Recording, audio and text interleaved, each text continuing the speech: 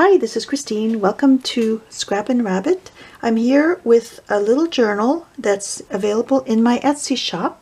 I made this with an old book. It's an antique book over 100 years old, and there is a little bit of wear, as you can see on the cover.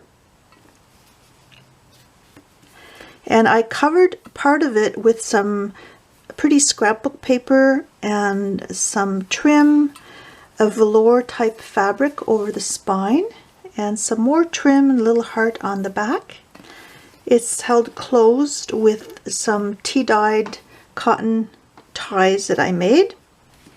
And on the spine I have an embellishment with a whole bunch of dangling fibers, and I've also got some beads on there, lots of trim, little acrylic pearls. And if you don't want to keep this on the spine, it is removable, and it's just a little clip that holds it in place.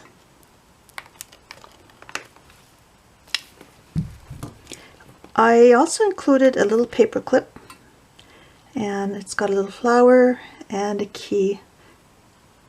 So that's a little bookmark. Now, there's no particular theme to this. It's just lots of pretty papers, pretty colors, just a variety of stuff in here. Let me just open this up. And there's a lot of room for journaling.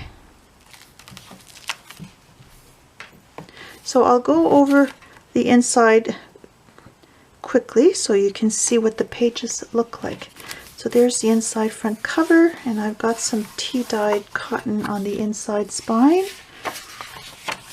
I've got some tea-dyed, and I think there's also some coffee-dyed papers in here.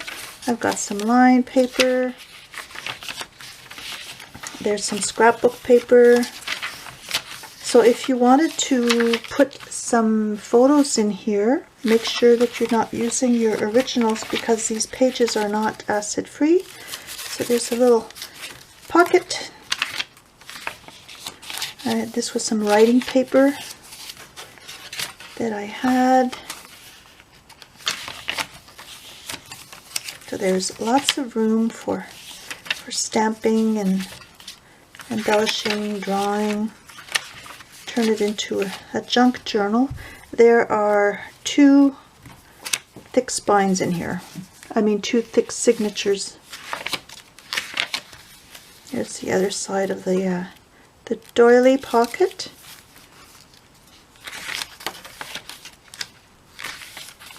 I'm not sure how many pages there are, but I will note that in the listing.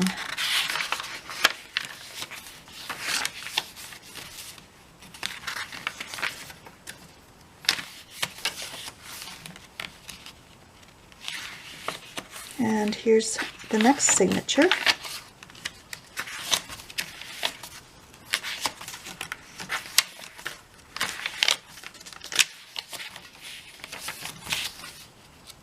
I like the texture of the tea-dyed papers, and also the coloring is uneven. You get little blotches here and there. It kind of adds to the character of the page. Some more writing paper.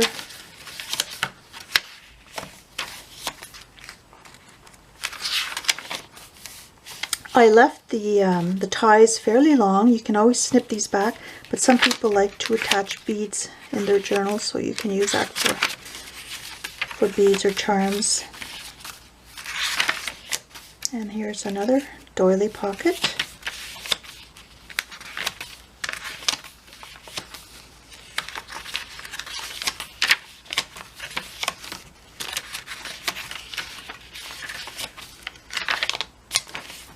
And there's the inside back cover. You can easily remove these ties if you don't want them on, or if you want to replace them with something else. So have a nice day and happy journaling. Bye.